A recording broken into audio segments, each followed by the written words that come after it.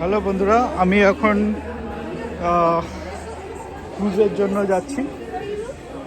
এই ক্রুজটা আমাদের যে শিকাগো রিভার আছে, শিকাগো রিভার ক্রুজ, শিকাগোর মধ্যে দিয়ে এই রিভারটা যায়। তো এটা পুরো শিকাগোর শহরের যত বিল্ডিংস আছে, আর্কিটেকচার পয়েন্ট অফ ভিউ এটা খুব ইম্পর্টেন্ট। কীভাবে এটা অ্যাকুমুলেট করা হয়েছে, all the buildings, everything, historical place, সব কিছু বলে। তো আমরা জাস্ট এখন ওয়েট করছি। এটা হচ্ছে সেই ক্রুজের অ্যাকচুয়ালি স্টেশনটা, এখান থেকে ক্রুজটা চালু হয়। আর এই হচ্ছে রিভার, এই হচ্ছে রিভার। বাইরে দেখতে পাচ্ছ অনেকে ফটো নিচ্ছে। আর ওই যে ক্রুজগুলো দাঁড়িয়ে আছে,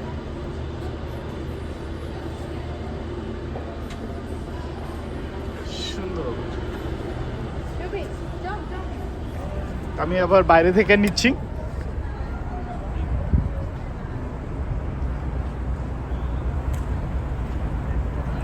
এই যে নদীর ধারে কিভাবে এই সিটিটা তৈরি হয়েছে, আর চারিপাশে খুব সুন্দর সুন্দর বিশাল বিশাল বড় বড় বিল্ডিং। এখানে হয়তো ম্যাক্সিমাম যে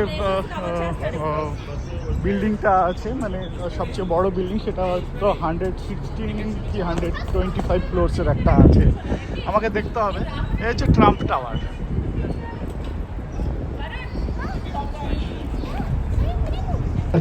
Look up to the right here. Look at that. Oh my goodness, it's 11:18 in the morning. I know that because I'm looking at that clock tower from the world famous, the one and only, the Wrigley Building, built by the Wrigley Corporation, the people that make the gum and the candy, Wrigley candies. And you may have known the name Wrigley because you're all Cubs fan and you've all been to Wrigley Field. Who's been to Wrigley Field? There you go. All right. Here's how you're going to remember that Mr. Charles Bierman designed this building. The reason you can remember that is who's the most important guy at Wrigley Field? The beer man. All right.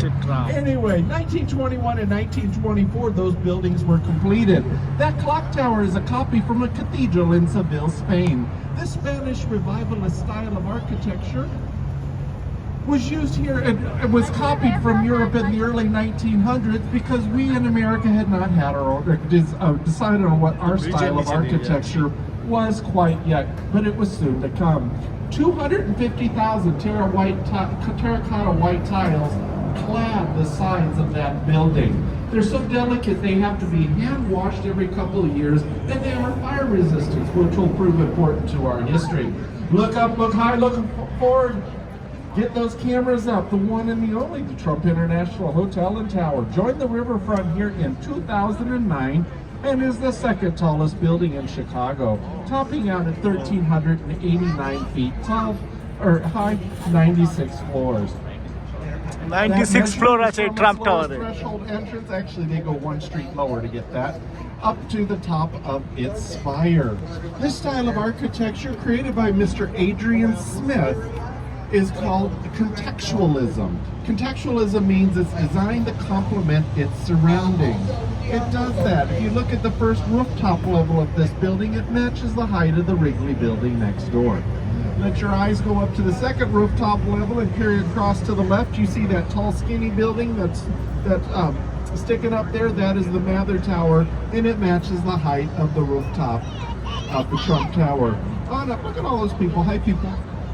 On up to the third rooftop, you'll notice it matches the height of this black building that's coming into view now, the AMA building. Notice the blues, the capture for the capturing of the, or complementing the skies and the water, and then the gray theme, which is a connection of the white Wrigley building to the black box building next door. Mr. Adrian Smith is billed as the world's tallest architect. I'm told he's about 5'8".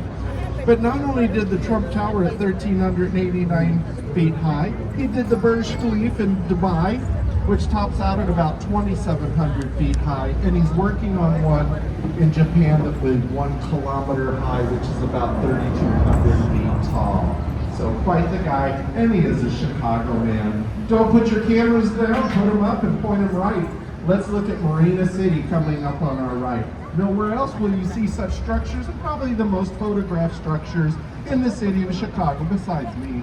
I'm just kidding. Anyway, Mr. Bertram Goldberg, he designed these structures. He said, hey, there's no straight lines in nature. There are no 45-degree angles. He did not put them into his design of buildings.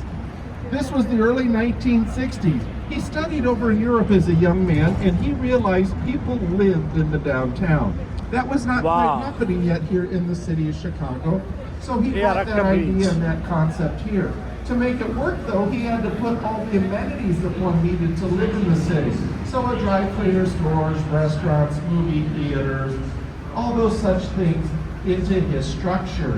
While he was at it, he said, hey, why not put a boat harbor downstairs? That way we can park the boat. How convenient would that be? The restaurant above. How about a circular valet parking garage on up to your pie-shaped apartment in the sky? This building has the absolute best balconies, folks. I know some people have their St. Patty's Day party there every year. Huge balconies. In the 1970s, there was a movie called The Hunter. They drove a car out of that parking garage into the river. Oh, all right. So, anyway, so just fun. Over here on your left, this portion of the city that's right over here behind these buildings, this is called the Loop. That's the downtown. It gets the name the Loop because there's a train. The L train comes in, circles the perimeter of the downtown, and then takes you back out. Over here on the left is the Riverwalk. Tiny Tap is a great place to hang out. We're going to talk about a lot about the Riverwalk along the way. But what I want you to notice is this white granite-based building. Let your eyes follow those columns to the top of the structure to that Parthenon-style roof. Mr. Ricardo Buffil, our only international designer on board. Hey kiddos, what's going on over there? Yay, go Cubs, go. Anyway, Mr. Ricardo Buffil, 1993. This is a neoclassical style of architecture. That means it's a copy of an old style. It's a Greek structure, although it's built with modern materials, granite, glass, metal. Over here on your left, or on your right, folks, this is RPM. This place is going to be a zoo at lunchtime and later in the day. It is the place to be. Just go down and have lunch at the pizzeria or go have a nice dinner at RPM Seafood. We're passing under another one of our 37 trunnion bascule bridges. We have 37, that's second only to Amsterdam, who has 61, and I'll explain how they work. But right now I want you to focus on the Reed Murdoch building, one of our older buildings here on the tour today. Now, look at that clock tower. That appears to be in the middle of the building. So when you bring friends back to town, bet them and show them, once they pay up, that there's actually 6 bays of windows on the right-hand side. 1, 2, 3, 4, 5, 6. But then on the left, there's only 5. 1, 2, 3, 4, 5. That's because in 1930, they had to expand LaSalle Street. They widened it. To do that, they had to lop off the end of the Reed Murdoch building. They put it back together so well that you can hardly tell the clock tower is off center.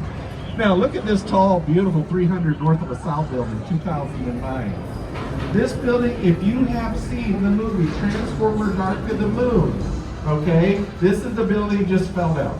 Oh! Just fell over. It was wicked, folks. Those main characters, they go sliding down. I mean, she didn't even mess up her hair, and she did it in heels.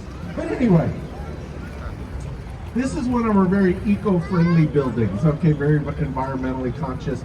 It has the low-E glass, all these cool things, but the really cool thing about it is how they cool the building. Normally there's tanks in the top that they chill that creates the cool air to circulate through the building. This one, they suck cold water out of the river into the building and then return it back. The only problem is you have to be careful. Every once in a while a fish comes flying out of the air vent. But other than that, it works really well. We're going to pass it. I'm sorry? Oh, it just circulates through, pumps in, pumps back out. Yeah. It's electric, I'm sure. Yeah, it would be electrical driven pumps. Anyway, over here on our right, my friends, the world famous, the one and only, the Merchandise Mart. When completed, was the world's largest office building, built by the Marshall Fields Corporation, and one of the major retailers of Chicago. This is Art Deco. This is America. This was our style of architecture. From 1925 to 1930, we no longer had to copy Europe. Indiana limestone on the sides of the building. Recessed windows create columns. They take your eyes to the top. Notice those diamond repeat pattern up there. That's called a machine stamp. Notice the setbacks of the roof. These are all characteristics of an Art Deco building, and they are all from 1925 to 1930. So when you see these throughout the country, you know it's pre-1930, and we'll talk about that. I want you to notice those posts there, and the heads up on those posts. Those are called busts. Those represent other famous retailers because we were a big retail city. We had Sears and Roebuck, Montgomery Ward, Filene's, we had Marshall Fields. So those heads up there represent some of those founders. Rumor has it that Jeff Bezos' ex-wife was ready to put his head up there just a couple of years ago. All righty, folks. We've just sailed into Wolf Point. Wolf Point is where the city began, where it all got started. Today, it's a collection of our newest all-glass buildings. Look at these beautiful structures, starting over here on our left, the Nuveen Center. The Nuveen Center is the best example, I think, of contextualism. Remember, it's designed to complement its surroundings. Notice the building bends. Well, that's because this is where the river bends to go south, all right?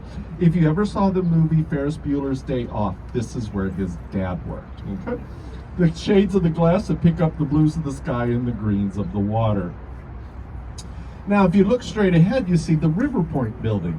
This is the first building completed after the recession of 08-09. It actually finished out right at the beginning of 2019. Notice the arch structure at the bottom of it. That was very intentional. It adds beauty to it, but it's intentional because it is built above active railroad tracks. Okay, and they had to use that part of the design to straddle the railroad tracks. Now, if you also see the arch design at the top of it, some people say this looks like a McDonald's apple pie box. Who knows? Wouldn't you be offended? I mean, come on. I built that building. Oh, it looks like McDonald's. Anyway, that concrete wall there with the circles, that's actually hiding the railroad that's below it. And then the piece of artwork there, the constellation. Those circles that you see there, if you look really close, you can see the fans inside. That's actually venting out the exhaust from the railroad. Now, see that little building with those those tables with the white tablecloths? If you're looking for some really nice dining, that's Gibson's Italia. Good stuff, folks. Very, very fun. And if you can get somebody else to pick up the tab, even better. All right, folks, let's look at the Fulton House. That's this reddish color brick building that's coming up. This is 1898, believe it or not. This is our oldest building onto the tour today. Today it's condominiums, but it used to be a cold storage house. The way it worked is in the winter they would bring down big bergs of ice and put them inside that building. There were stockyards all around. So when they slaughtered the animals, they had to store them somewhere. They stored them in there until they could be put on barges and trains. They shut the building down in 1971. It took 3 months for that building to thaw out. That's because the walls are 4 feet thick, full of horsehair and cork. Mr. Harry Weiss, an architect we'll talk about multiple times today, was the one who converted that to condominiums in 1981. I mentioned the trunnion bascule bridges, my friends. Look over here to your right. This is a raw example of these bridges that we're passing under. They all lift up from the middle to the outer edge. The big weight inside the bridge house, that's what's hidden in those structures on the sides of the river, is that counterweight, which when the bridge starts to go up with the help of about 110 horsepower motor, okay, so it's very well balanced, not a lot of energy, about the size of a Corolla engine. Anyway, lifts that up for the opening. They open the bridges on Saturdays and Wednesdays throughout the spring and throughout the fall for the tall ships to go through. This is the Carroll Street Bridge, and it's actually technically still a working bridge. They lower it once a year. Union Pacific drives a pickup across it, and they put it back up just so they keep rights to the building. Right here are the river cottages. Now look at these funky things. Notice the triangles, notice the circles.